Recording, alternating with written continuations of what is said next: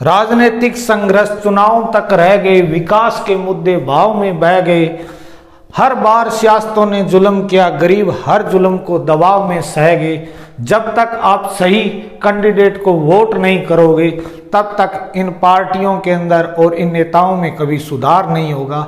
जिस दिन आपने सही कैंडिडेट को वोट करोगे उस दिन पार्टियों में सुधार भी होगा और इन नेताओं में भी, और आप जुल्म के शिकार होने से बच जाएंगे। आप सभी का स्वागत है मेरे इस YouTube channel learning online by BR Godara में। आज हम चर्चा कर रहे हैं जो राजस्थान के अंदर माध्यमिक शिक्षा बोर्ड राजस्थान के द्वारा जो आपके बोर्ड एग्जाम करवाए जा रहे हैं, जिनके अंदर आज भूगोल विषय का एग्जाम संपन्न करवाया। आप सभी विद्यार्थियों को मैं तहे दिल से बधाई देता हूं इस पेपर की। इसके अलावा मैं धन्यवाद करता हूं बोर्ड का जिन्होंने इतना अच्छा पेपर बनाया। इसके अलावा उन्होंने इस पेपर को टॉपिक वाइज बनाया, बहुत ही अच्छा पेपर था, शानदार पेपर था। इस पेपर को हम हल करने जा रहे हैं। तो देखिए आज हम इस टॉपिक को शुरू करते हैं। सबसे पहले देखिए ये भूगोल विषय का पेपर है कक्षा 12 का, और ये मैंने प्री बोर्ड बनाया था भूगोल विषय का, जिसके अंदर से अधिकतर प्रश्न आए हैं और बड़े क्वेश्चन जो है वो सभी इसके अंदर से आए हैं। आधे से ज्यादा जो पेपर है वो मेरे सिंगल प्री बोर्ड में से आया है। आप इसका मिलान कर सकते हैं। ये वीडियो मैंने पहले बनाई थी अपने इस प्री बोर्ड के ऊपर, तो आप वहां से देख सकते हैं। तो शुरू करते हैं ये आज का पेपर। देखिए इसके अंदर हम बात करें, पहला जो क्वेश्चन है वो है ग्रामीण बस्तियों के वृत्ताकार प्रतिरूप पाया जाता है। ये कह रहा है वृत्ताकार इस प्रकार का प्रतिरूप है किन बस्तियों का पाया जाता है या किन के किनारे ये पाई जाती है। तो इसके अंदर आपके 3 नंबर का आंसर है झीलों व तालाबों के चारों ओर इस प्रकार की बस्तियां पाई जाती है जिन्हें हम वृत्ताकार प्रतिरूप के नाम से जानते हैं। ये आपका इस क्वेश्चन का 3 नंबर का जो उत्तर है वो सही हो जाएगा। उसके बाद में है पहले क्वेश्चन का दूसरा, जिसके अंदर पूछा है मेगा नगर की जनसंख्या कितनी होती है। तो इसके अंदर आपसे पूछा है भी मेगा नगर की जनसंख्या कितनी होती है। तो इसके अंदर आपको 2 आंसर जो है वो कंफ्यूज करने वाले हैं। एक 10 लाख से 50 लाख की जनसंख्या, 10 लाख से 50 लाख की जनसंख्या इन्हें महानगर कहते हैं, और 50 लाख से अधिक जनसंख्या इनको मेगा नगर के नाम से जाना जाता है। इसके अलावा इनसे कम जो जनसंख्या होती है वो नगरीय केंद्रों के अंदर आ जाती है। उसके बाद में क्वेश्चन है नवनिश्चयवाद संकल्पना किसके द्वारा प्रतिपादित की गई। नवनिश्चयवाद ये पूछ रहा है नियो डिटरमिनिज्म किसके द्वारा। तो ये टेलर के द्वारा, और ये जो क्वेश्चन है ये मेरे प्री बोर्ड में से आया है। तो इसका जो आपका राइट आंसर हो जाएगा वो 1 नंबर हो जाएगा, यानी कि टेलर आपका राइट आंसर हो जाएगा इसके अंदर। उसके बाद में प्रवास का अपकर्ष कारक, ये भी मेरे प्री बोर्ड में से आया है। तो इसके अंदर आपके 4 ऑप्शन दिए हुए हैं। पहला राजनीतिक हलचल है, उसके बाद में प्राकृतिक आपदाएं, महामारी, और चौथा जो है काम के बेहतर अवसर। तो आपको ध्यान में रखना है प्रवास के जो कारक है वो एक प्रतिकर्ष था, एक अपकर्ष था। अपकर्ष इस प्रकार के कारक, यानी कि जो आप गंतव्य स्थान के अंदर जाते हैं, जो आपको वहां पर आकर्षित करते हैं, इस प्रकार के जो कारक होते हैं उनको अपकर्ष कारक बोला जाता है। तो आपका राइट आंसर जो हो जाएगा इसके अंदर 4 नंबर का हो जाएगा काम के बेहतर अवसर, यानी कि काम के बेहतर अवसर, ये आपका राइट आंसर हो जाएगा इस क्वेश्चन का। उसके बाद में सामरिक दृष्टि से संवेदनशील क्षेत्रों में सड़क बनाने का कार्य कौन सा संगठन करता है। तो इसके अंदर आपके राइट आंसर हो जाएगा सीमा सड़क संगठन। 2 नंबर का जो ऑप्शन है वो आपका ठीक हो जाएगा। शॉर्टकट के अंदर बात करूं तो BRO, बॉर्डर रोड ऑर्गेनाइजेशन इसकी फुल फॉर्म हो जाएगी। ये आपका राइट आंसर हो जाएगा। उसके बाद में ज्ञान पर आधारित उद्योग कौन से हैं, तो इसके अंदर आपके 4 ऑप्शन दिए हुए हैं। पहला है सॉफ्टवेयर उद्योग, उसके बाद में पेट्रो रसायन उद्योग, चीनी उद्योग और लौह इस्पात उद्योग। तो इसके अंदर आपका 1 नंबर का जो है वो राइट आंसर हो जाएगा। कौन से? ए नंबर का जो है वो आपका राइट आंसर है, जो है सॉफ्टवेयर उद्योग के नाम से ये जाना जाता है। उसके बाद में है नेक्स्ट है लोह अयस्क का प्रकार है। आपको 4 ऑप्शन दिए हुए हैं। लिग्नाइट दिया हुआ है, 2 नंबर के ऊपर यूरेनियम दिया हुआ है, उसके बाद में हेमेटाइट और बॉक्साइट। आपको ध्यान में रखना था मेल्स के नाम से ये जाना जाता है, जिसके अंदर आपकी 4 कैटेगरियां आ जाती है इसके अंदर।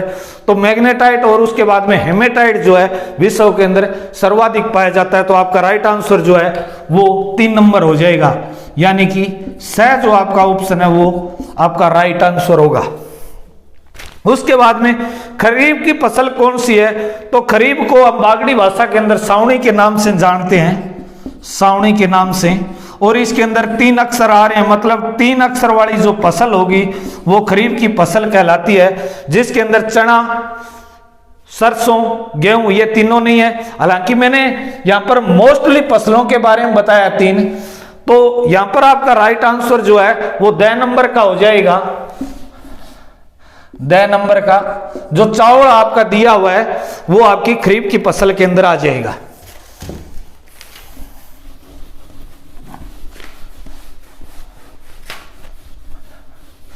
उसके बाद में हम आगे बात करते हैं 2011 की जनगणना के अनुसार सर्वाधिक जनसंख्या घनत्व वाला कौन सा राज्य है, तो ये आपको ध्यान में रखना है। तो इसके अंदर 2011 के अंदर बिहार था, और इससे पहले वाली जो जनगणना थी 2001 वाली, उसके अंदर बंगाल आपका पहला स्थान था, और 2011 के अंदर ये दूसरे नंबर के ऊपर आ गया और पहले नंबर के ऊपर बिहार है।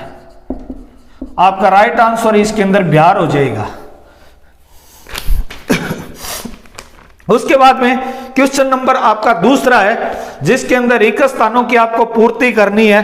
बिल्कुल आसान सा पेपर दिया है, कॉमन सेंस वाला पेपर है। अगर आपने थोड़ा सा अगर ध्यान से इस पेपर को किया तो आपके फुल मार्क्स आएंगे। तो देखिए विश्व में उच्चतम लिंगानुपात किसका है, तो इसका जो आंसर रहेगा वो लैटविया रहेगा। बड़ा शानदार क्वेश्चन हुआ करता था आरबीएससी की किताब के अंदर ये। उसके बाद में ब्राजील में बागानों को कहा जाता है, यानी कि ब्राजील के अंदर जो कॉफी के जो बागान है, कौन से? कॉफी के बागान, इनको फेजेंडा के नाम से जाना जाता है, फेजेंडा। तो यही आपसे पूछा है, ये जो फेजेंडा ये किसके नाम से जाना जाता है, तो कॉफी आपका राइट आंसर हो जाएगा। उसके बाद में भारत में वायु परिवहन की शुरुआत कब हुई, तो 1911 से हुई थी। आसान सा क्वेश्चन है, कोई मुश्किल नहीं है। उसके बाद में जल संपदा प्रबंधन के लिए अरवारी पानी संसद कार्यक्रम राजस्थान के किस जिले से स्टार्ट किया गया, तो ये अलवर, ये भी मेरे प्री बोर्ड से आया है। डिट्टो क्वेश्चन आए हैं सारे के सारे प्री बोर्ड में से। उसके बाद में क्वेश्चन नंबर तीसरा अति लघु उत्तरात्मक प्रश्न है 1 नंबर वाले, उनको भी हम कर लेते हैं। इनको मैं लिखूंगा कम, बोल के आपको से भी बता दूंगा इनके आंसर क्या रहेंगे। तो देखिए संचार के व्यक्तिगत साधनों के 2 उदाहरण लिखिए। सिंपल सा क्वेश्चन है, आप डाक लिख सकते हैं, इसके अलावा टेलीफोन आप लिख सकते हैं, ठीक है, जो आपको मर्जी है। यानी कि इस प्रकार के साधन जो सभी मिलकर नहीं देखते हो, हम अकेले देखते हैं, इस प्रकार के साधनों की इन्होंने बात करी है। उसके बाद में पूछा है फुटकर व्यापार किसे कहते हैं। सिंपल सा क्वेश्चन है। इस प्रकार के जो सामान बेचने वाले जो किन को बेचेंगे, दुकानदारों को, यानी कि एक तो हो गए आपके थोक विक्रेता, ये दुकानदारों को बेचेंगे। ये दुकानदार जो है ये प्रत्यक्ष उपभोक्ताओं को बेचेंगे, उपभोक्ताओं को। तो इस प्रकार के जो होंगे उनको हम क्या कहेंगे, फुटकर व्यापार कहेंगे, जो प्रत्यक्ष बिक्री करते हैं। जैसे गांव के अंदर दुकानें होती हैं या बेचने वाले आते हैं, वो लोगों को सामान बेचते हैं, तो वो कौन से कहलाएंगे, फुटकर व्यापार वाले आपको कहलाएंगे। ये आपका राइट आंसर हो जाएगा। उसके बाद में शिथिल जनसंख्या से आप क्या जानते हैं, ये ऑस्ट्रेलिया के पिरामिड से हैं। तो इसके अंदर सिंपल सा है, कोई है नहीं, जन्म और मृत्यु दोनों क्या रहे, समान रहे, जन्म और मृत्यु। तो इस प्रकार को हम जनसंख्या शिथिल की अवस्था के अंदर जानते हैं। बहुत ही शानदार क्वेश्चन पूछा है। आप लंबी दूरी तक तरल व गैसीय पदार्थों के परिवहन के लिए किस परिवहन प्रणाली का सुझाव देंगे? तो सिंपल सा क्वेश्चन है, कॉमन सेंस वाला था। इसका राइट आंसर आपका हो जाएगा पाइपलाइन। पाइपलाइन इसका राइट आंसर हो जाएगा।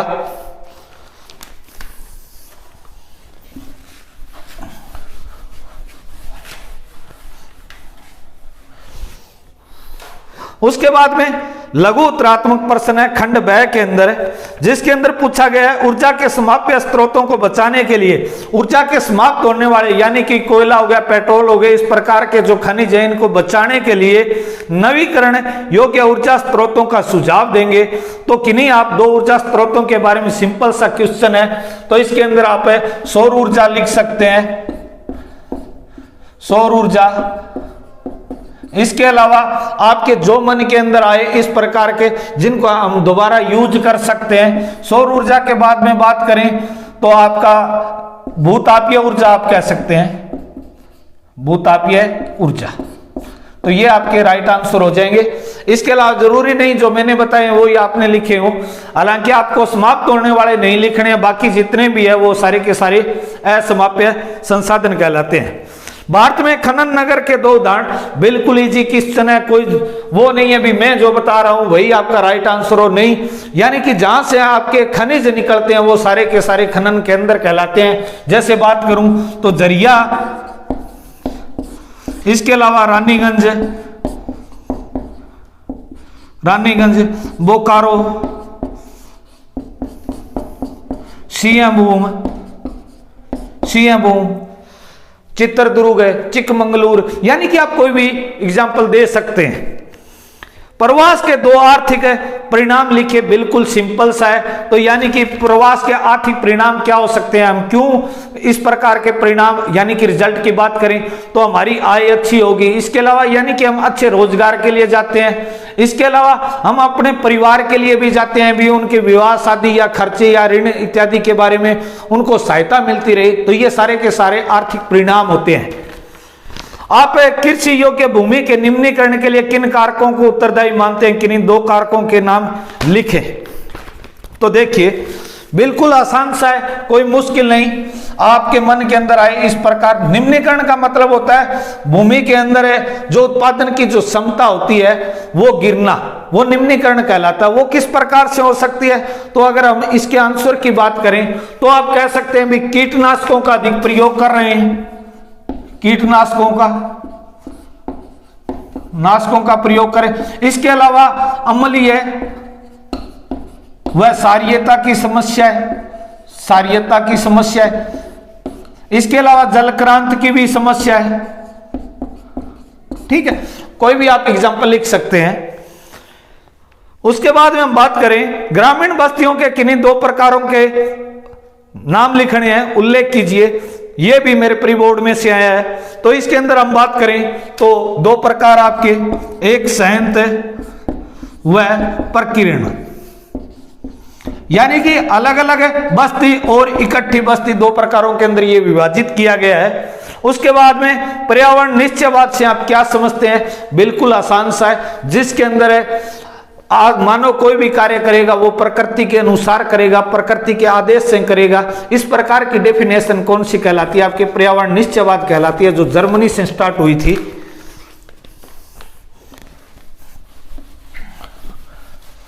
उसके बाद में आगे पर्यटन को प्रभावित करने वाले दो कारकों के नाम लिखिए। यह भी मेरे प्री बोर्ड में से आया है, तो बिल्कुल सिंपल सा है। इसके अंदर प्रभावित करने वाले कारक पूछे हैं, तो आपके किताब के अंदर मांग दिया हुआ और दूसरा परिवहन, यानी कि मांग के अकॉर्डिंग पर्यटन का विकास होता है और वहां पर देखने वाले लोग जिस सेवाओं के द्वारा जाएंगे तो वो परिवहन के वहां पर साधन होने चाहिए। तो ये दोनों क्या करते हैं, पर्यटन को प्रभावित करने वाले आपके कारक कहलाते हैं। ग्रामीण बस्तियों की दो समस्याएं लिखिए। आपके पास से जो भी गांव के अंदर आपको समस्याएं दिखाई देती है वो ग्रामीण बस्तियों की है। जिस प्रकार से बात करूं भी शिक्षा की कमी है, रोजगार की कमी है, स्वास्थ्य सेवाओं की कमी है, तो इस प्रकार की सभी समस्याएं ग्रामीण बस्तियों की समस्याएं कहलाती है। उसके बाद में हम आगे बात करें आर्थिक भूगोल के किन्हीं 3 उप क्षेत्रों के नाम लिखिए जो आर्थिक गतिविधियों से संबंधित है, उनको आपके नाम लिखने हैं, यानी कि आर्थिक भूगोल के 3 बताने आपको, तो कोई मुश्किल नहीं है। व्यापार वाला आप बता सकते हैं, व्यापार वाला, इस विपणन, इसके अलावा संसाधन जो आपको, इसके अलावा पर्यटन, ये भी, यानी कि मैंने तो अपने पास से बताया, आप भी लिख सकते हैं जो आर्थिक गतिविधियों से संबंधित हो। उसके बाद में हम आगे बात करें, बाह्य स्त्रोतन को स्पष्ट कीजिए। बिल्कुल सिंपल सा है, बाह्य, बाह्य का मतलब बाहर। इसका मतलब यह है भी काम के अंदर सुधार करना। किसके अंदर? कार्य के अंदर सुधार करना है, कार्य में सुधार करना, और सुधार करने के लिए बाहर के लोगों को बुलाना उस काम के अंदर, यानी कि उस काम की दक्षता को सुधारना है और बाहर के लोगों को बुलाना है। तो इस प्रकार को हम क्या कहते हैं? बाह्य स्त्रोतन कहते हैं। सन्नगर से आप क्या समझते हैं? इस प्रकार के नगर है, नगर यानी कि क्या हो जाए? विकसित हो जाए। ये भी नगर है, ये भी नगर है, ये कोई शहर है, इस प्रकार से, यानी कि ये विकसित हो गए, इनके अंदर सभी प्रकार की सुविधाएं हैं और धीरे धीरे ये आपस के अंदर क्या हो जाए? मिल जाए। तो इनको हम क्या कहते हैं? सन्नगर कहते हैं। ये भी प्री बोर्ड में से आया है, बाह्य स्त्रोतन वाला भी मेरे प्री बोर्ड में से आया है। उसके बाद में नेक्स्ट जो क्वेश्चन है वो सीमांत श्रमिक व मुख्य श्रमिक में अंतर बताएं। ये वर्ष की अवधि के आधार के ऊपर होता है काम करने, यानी कि एक वर्ष के अंदर कितना काम मिल रहा है, कितने दिन आपको काम मिल रहा है, उसके आधार के ऊपर है। मुख्य श्रमिक की अगर बात करूं तो 183 दिन से अधिक है, और सीमांत श्रमिक की बात करूं तो 183 दिन से कम वाले, वो आपके सीमांत श्रमिक के अंदर आ जाएंगे। उसके बाद में हम बात करें बड़े क्वेश्चनों की, तो देखिए 16वां जो क्वेश्चन है, भारतीय राष्ट्रीय जल नीति 2002 के किन्हीं 3 मुख्य विशेषताओं का उल्लेख कीजिए, और ओब्लिक के अंदर दिया गया वर्षा जल संग्रहण के कोई 3 लाभ। दोनों प्री बोर्ड में से आए, डिट्टो आए हैं बिल्कुल। उसके बाद में कच्चे माल पर आधारित 3 उद्योगों का वर्णन करें, सामान्य से प्रश्न है, और इसके अथवा के अंदर है आपके विनिर्माण किसे कहते हैं, आकार पर आधारित किन्हीं 2 उद्योगों की व्याख्या करें, यह भी प्री बोर्ड में से आया है। जनसंख्या परिवर्तन के घटक कौन से हैं, जनसंख्या वितरण को प्रभावित करने वाले 3 आर्थिक कारकों के वर्णन करें, यह भी प्री बोर्ड में से आया है। इसके अलावा भारत में चीनी उद्योग की अवस्थिति व वितरण की विस्तृत व्याख्या कीजिए, भारत में उद्योगों की अवस्थिति को प्रभावित करने वाले 4, यह भी प्री बोर्ड में से सिंपल सा क्वेश्चन है। इसके अलावा एक और क्वेश्चन है, गैर निर्वाह कृषि व विस्तृत वाणिज्य अनाज कृषि का तुलनात्मक, बिल्कुल आसान सा क्वेश्चन है। रोपण कृषि से आप क्या समझते हैं? बिल्कुल आसान सा क्वेश्चन है, कोई मुश्किल नहीं है। इसके अलावा मानचित्र दिया हुआ है भी, ये राजस्थान का मानचित्र से संबंधित है, प्रश्न नंबर 21 है। दिए गए भारत के रेखा मानचित्र में निम्नलिखित है तांबा उत्पादक क्षेत्रों को अंकित कीजिए। आपको बताना है भी ये कहां पर है, इनके अंदर जो स्थान जो दिए गए हैं वो दिया गया खेतड़ी, खेतड़ी यहां पर है, ठीक है। झुंझुनू के अंदर इस प्रकार की बाउंड्री लगती है, तो यहां पर ये खेतड़ी है। उसके बाद में ये उदयपुर पूछा गया है, भी उदयपुर कहां पर है, तो यहां पर ये आपका उदयपुर है, ये उदयपुर है, ठीक है, ये उदयपुर है। इसके अलावा बात करें सिंह भूमि, ये झारखंड के अंदर है भारत के मैप के अंदर। इसके अलावा भीलवाड़ा की बात करें तो यहां पर इस प्रकार से भीलवाड़ा है, ये भीलवाड़ा है, ठीक है, जिसकी थोड़ी सी बाउंड्री लगती है यहां से। बिल्कुल सिंपल सा मैप पूछा है। इसके अलावा दिए गए विश्व के रेखा मानचित्र में निम्नलिखित डेयरी उद्योग के क्षेत्रों को अंकित कीजिए। मैंने विश्व का मानचित्र करवाया था और उसके अंदर ये सभी पूछे गए हैं, और कोई ज्यादा था ही नहीं, बड़ा विश्व वाला मानचित्र 5 या 10 मिनट का वो वीडियो था, जिसके अंदर प्रमुख आपको मैंने देश बताए थे। न्यूजीलैंड है, यह ऑस्ट्रेलिया महाद्वीप है, इस प्रकार से वहां पर इस प्रकार से डॉट से है, तो वो न्यूजीलैंड है। इसके अलावा उत्तर पश्चिम यूरोप आपको करवाया गया था। इस प्रकार से विश्व का अगर हम मैप की अगर बात करें तो ये जो सारा का सारा ये जो इलाका इस प्रकार से, तो ये आपका यूरोप हो गया, और इस इलाके की ये बात कर रहा है उत्तर पश्चिम। इसके अलावा दक्षिण पूर्वी ऑस्ट्रेलिया, इस प्रकार से ऑस्ट्रेलिया है, तो इसके ये दक्षिण के अंदर हो गया, ये पूर्वी इस इलाके की ये बात कर रहा है। इसके अलावा कनाडा, इस प्रकार से आपका अमेरिका महाद्वीप है, इस प्रकार से, और इस प्रकार से तो यहां पर जो है वो इस प्रकार से अमेरिका के ऊपर जो जस्ट है वो आपका कनाडा है, जो आपको विश्व के मानचित्र के अंदर मैंने करवाया था। तो ये आज का पेपर था जो मैंने आपको सभी आंसर इसके बता दिए हैं। वीडियो अगर आपको अच्छा लगा हो तो इसे लाइक शेयर, इसके अलावा अगर आप चैनल के ऊपर नए हैं तो सब्सक्राइब जरूर करें। जय हिंद, जय भारत।